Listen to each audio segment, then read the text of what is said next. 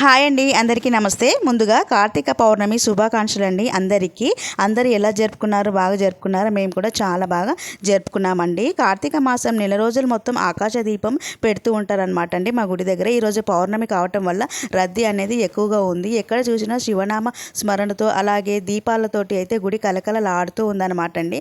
ఇక నేను కూడా సాయంత్రము ఆకాశ దీపం దర్శనం చేసుకొని పూజలో పాల్గొన్నాను. ఇక 365 ఒత్తులు అయితే ఇలా చలివిడి దీపారాధన అలాగే ఉసిరికాయ దీపాలతోటి తాంబూలంతో అయితే కొబ్బరికాయ అనేది సమర్పించుకున్న దీపలక్ష్మికి అంత మంచి జరగాలని అయితే ఈ పూజ చేసుకున్నాను. ఇంకా తర్వాత ఈరోజు కార్తీక పౌర్ణమి రోజు ఖచ్చితంగా పంతులకి దీపదానం ఇవ్వాలి. దీపదానం అంటే ఒట్టి దీపాన్ని పెట్టి ఇవ్వటమే కాదండి, చలివిడి దీపాన్ని అయితే నేను ఈ విధంగా అయితే తాంబూలము బియ్యము, కనీసం బియ్యము మనము ఇద్దరు మనుషులు తినటానికైనా సరిపడేటట్టు ఇవ్వాలి. మనం అనుకున్న వాళ్ళకి ఎలాగో దీపదానం ఇస్తాము, తెలియకుండా అప్పుడప్పుడు వచ్చిన వాళ్ళకి ఇవ్వటంలోనే శివానుగ్రహం లభిస్తుందని అనుకుంటున్నాండి. ఈ పూజారి గారు పాత పూజారి గారు నాకు అసలు తెలియదు వస్తారని.